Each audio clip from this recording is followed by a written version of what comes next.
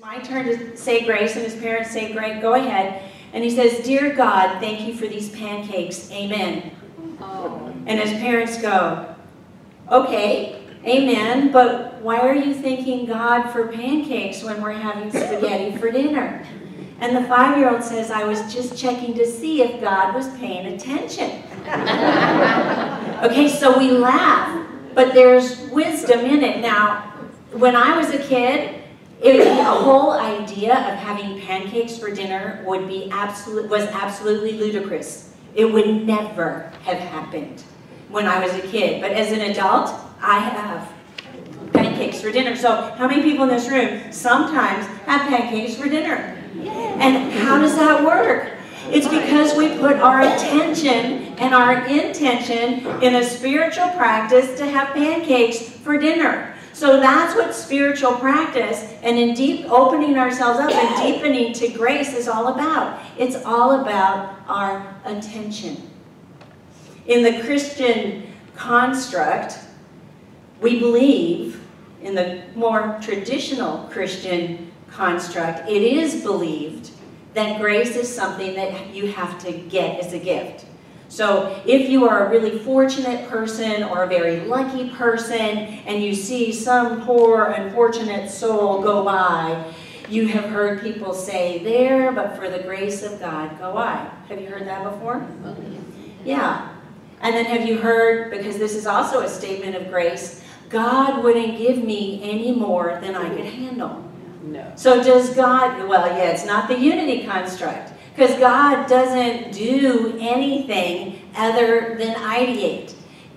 God doesn't do anything other than emanate these divine ideas that are always out there in the ethers, and it's up to us to open and deepen our own consciousness in order to recognize that they're there. So I live in a state of grace. Say that with me, please. I live in a state of grace. I am surrounded and immersed. I am surrounded and immersed in the love of God at all times. In the love of God at all times. So why doesn't it always look that way? Because sometimes we put our own obstacles in between us and our remembrance that we are grace. And we put an idea or a blockage in between our active mind and our subconscious mind, or our thoughts and our actions, that there can't be grace. Like we block it ourselves. And in order to illustrate this point, I'm going to tell you a story from the Hindu tradition. There was a devotee of Krishna. He loved Krishna. He was excited about Krishna. He talked about Krishna all the time. And in his village, there were some very powerful men. And the powerful men didn't quite have the same view. So they went to this devotee and they said, prove to us that there is a Krishna. Prove to us that there is a Krishna and that Krishna is powerful. And the devotee said, I can do that, I can do that. And then the powerful men looked around and they saw one of their very sacred animals lying dead in the road. And they said, prove to us that there is a Krishna by bringing this cow back to life. And the devotee said, this is no problem for Krishna. Give me 3 days.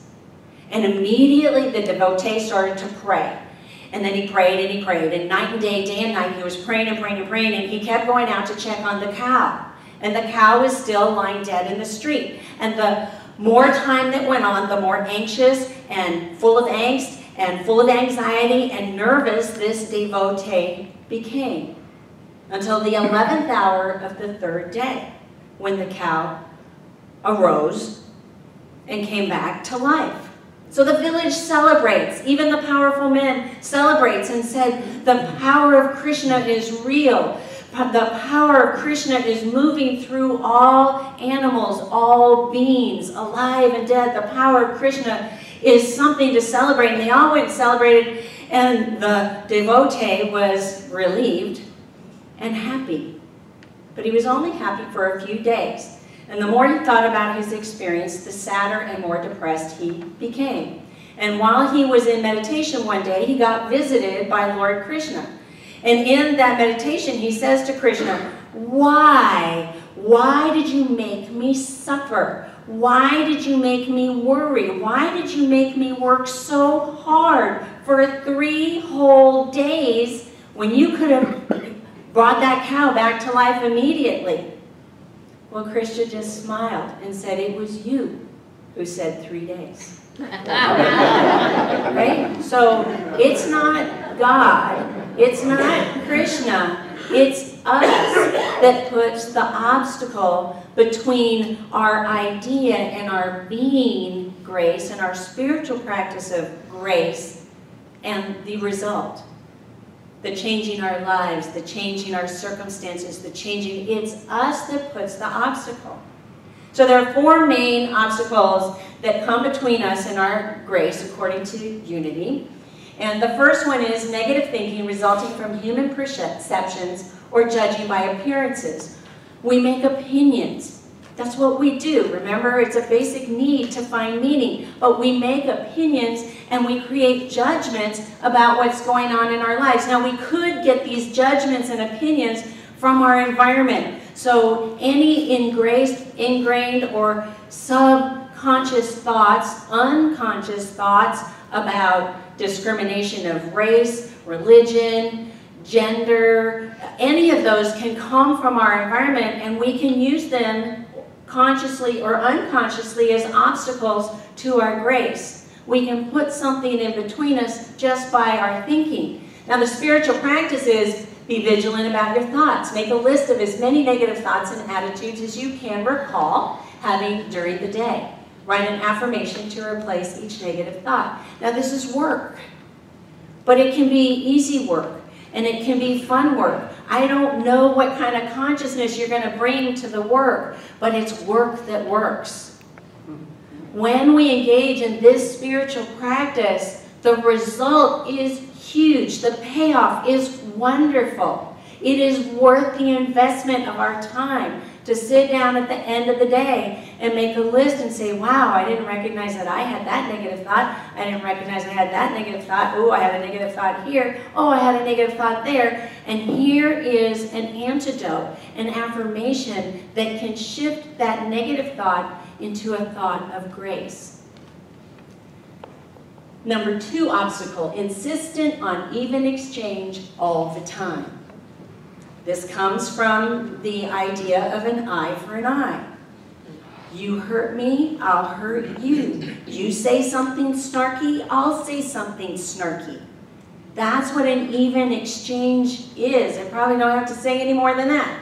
The antidote, the spiritual practices, make a list of the actions and attitudes you have had during the day that insisted on an even exchange.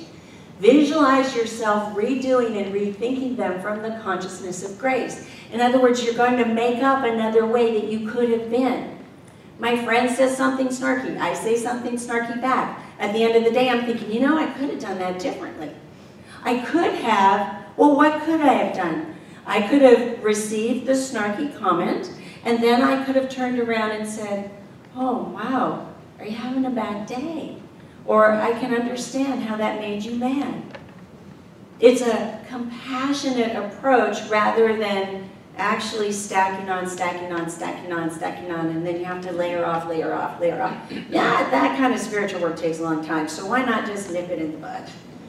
Number 3, the belief that we ourselves must do all the work. Give me a job, I'm going to do it. I'm going to do it, I'm going to do it, I'm going to do it. Just give me the job and let me start. Let me start right now because it's a big job. I want to do it, I want to do it. It's like, if we think we have to do it all ourselves, then we have to do it all ourselves. Right? Oh, the antidote is make a list of all the ways you insisted on doing all the work. Use your imagination and visualize how you could have accomplished the work more easily. So again, you're rethinking of what a possible outcome could have been, or even accomplish more work in the same time while you were in partnership with God or another person expressing as God. So what this looks like for me is when I know I have a big job and it's going to take an effort, I spend time in meditation first. I spend time in creative contemplation first so that I can be open to new ideas about efficiency, about even coming up with a different solution. You know, so many times we see this way or that way. Only two ways. And then we think we have to compromise, which really means this way or this way. It never means the Or maybe there's a third way, a way that hasn't even been thought of yet, that will come up in meditation or come up when you have that creative, contemplative time. And you know what else can come up during that time? That gap of thinking. Somebody could volunteer and say, you know, let me take this part. Let me write that up for you. And you're like, yes, I don't have to do it on myself. As a spiritual practice. As a spiritual practice. The fourth one is the fear that it is our destiny to experience pain and suffering. We feel this in the dark times, and we feel this in the light times. We feel this sometimes in the brightest of times when everything is going our way and we're like, oh my gosh, the other shoe is going to drop. Or like when my kids were little, I always had this thought stream of worry when the house got silent. Because you know what that meant. Trouble was about to explode. But that's an example of that kind of consciousness. It's our destiny to experience pain and suffering. But it's not our destiny. That's a false belief. That's an obstacle. The spiritual practice is to affirm and reaffirm this great truth. It is the Father's good pleasure to give me the kingdom together. It is the Father's good pleasure to give me the kingdom. Sometimes we have to say it again. It is the Father's good pleasure to give me the kingdom. And say it until you feel it in your bones. Say it over and over and over again. You may notice a theme with some of these spiritual practice. Regardless of the obstacle, the formula is this. Become aware of the negative thought. Change the thought to grace. Anchor the change by using an affirmation or through the practice of visualization, and repeat as necessary.